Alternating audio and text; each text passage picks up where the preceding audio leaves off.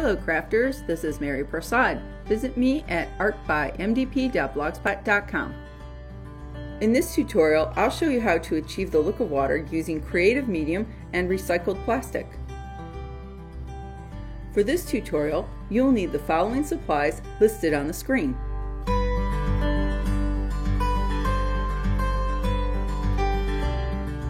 Here's a sample I made earlier. I actually used the creative medium with the shimmer, and you can see a little bit of a subtle shimmer when you turn it to the light. This one I made a little bit too dark, so I'm going to try to make it a little lighter by using less of the pigment. Here I have a couple pieces of recycled plastic and one I'm going to use as a palette to mix my color. Here's some of the shimmer, creative medium, and you only need a little bit. I actually put a little bit too much on here, so I'm going to take some off. Next I'll add the pigment. I'm using the Ultramarine Blue by Colorburst. This is kind of tricky to get the right amount out, and tapping on the end of it actually gave me a bit too much again, but that's okay, I'll make it work. Just mix it in, and in this case I don't want to mix it too much. I'm going to leave it so that it's a bit streaky to give it more of a water look. Next I'm going to spread it across one of the sheets of recycled plastic.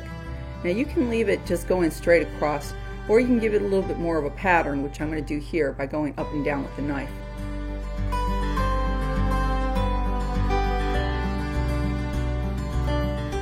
You can check out what it looks like from the back side, but remember that it will dry more clear than what you're seeing here. If you look at it against a white background, it'll give you more of an idea what kind of pattern you have going. I'm going to use the MISTI tool to arrange my stamps, but you can use any stamp positioner or even just a clear block.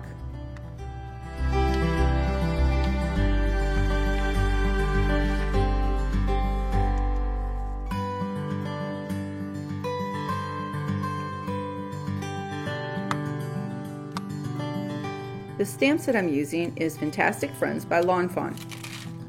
I'm going to stamp the tank 3 times. On the plastic, I'm going to use StazOn ink. First I'll stamp the tank on clear plastic, then I'll stamp it on watercolor paper along with some fish. I'll color all of those, and then finally I'll stamp it on the piece that we colored earlier.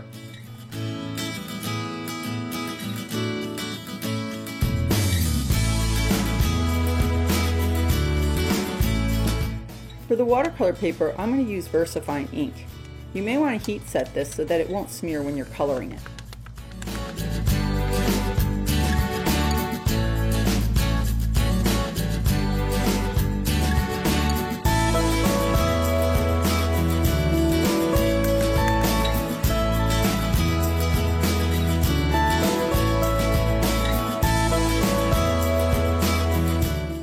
I'm using Winsor & Newton watercolors, but any watercolor will do. I recommend making a color chart of all the pigments so you can see what the colors look like on the paper you'll be using. I bought this ceramic plate at the dollar store. It makes a much better palette than the one that comes with the paint set. It doesn't beat up as much as you see here. I used a Sharpie to write the names of the colors on the inside of the paint set. You'll see me tip it up now and then so I can read the colors. The secret to watercoloring is to put it on in layers. It's a translucent medium, so you'll want to build up the color. Having a small scrap of watercolor paper on the side is helpful to test the colors.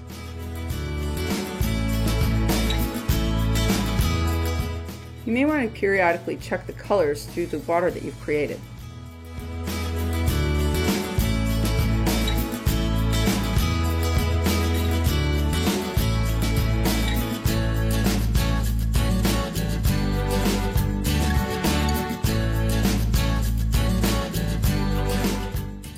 Once the watercolor is dried, just cut them out with a small pair of scissors.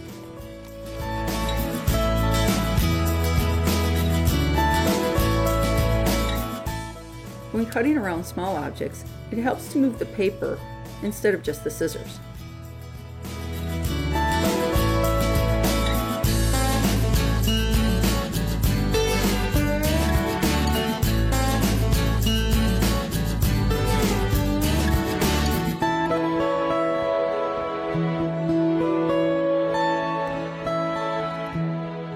To color the bottom of the tank, I'm going to use some Memento markers to create the look of wood.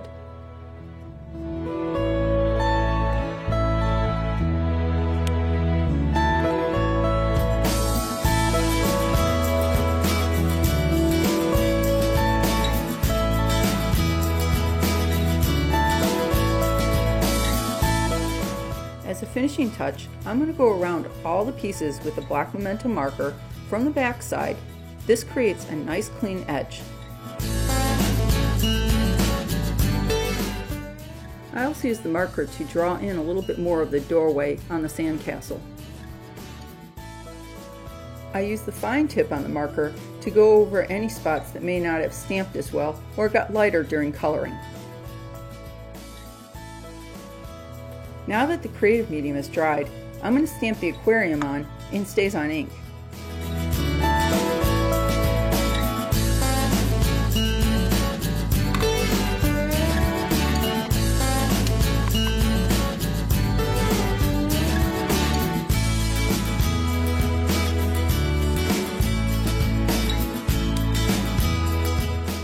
The aquarium is going to have 3 layers, one with the watercolor, one with the water, and one with the tank. On this piece, I'm just going to cut around the water areas. Once I've planned out all the pieces and cut them all out, I'm going to erase some of the lines. You'll see me do this in a minute.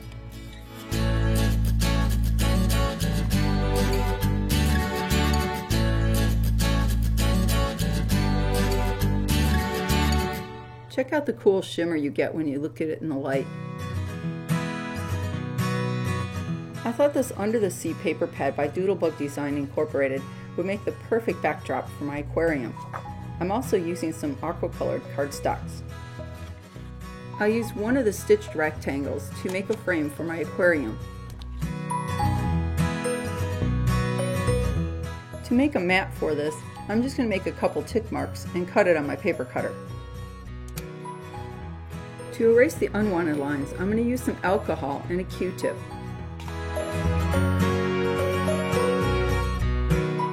It does require a bit of rubbing to scrub the lines off.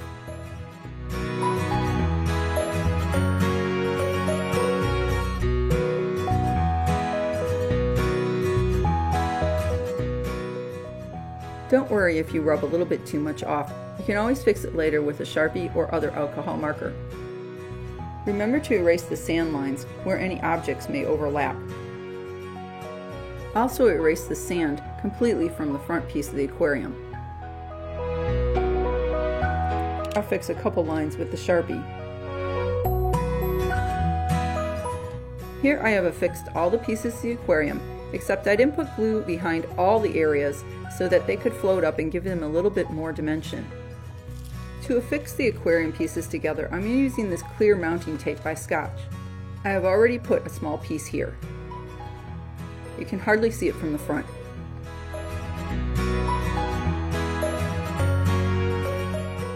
Here's a look at the shimmer and dimension on the aquarium.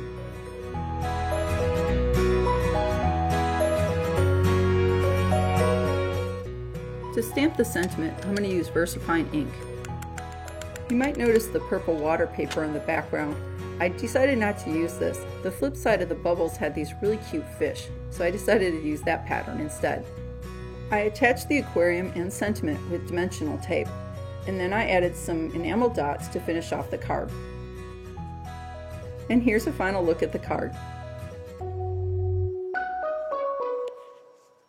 If you like this tutorial, please consider giving it a thumbs up and visit me at artbymdp.blogspot.com for more information and other tutorials. Thanks and have a great day.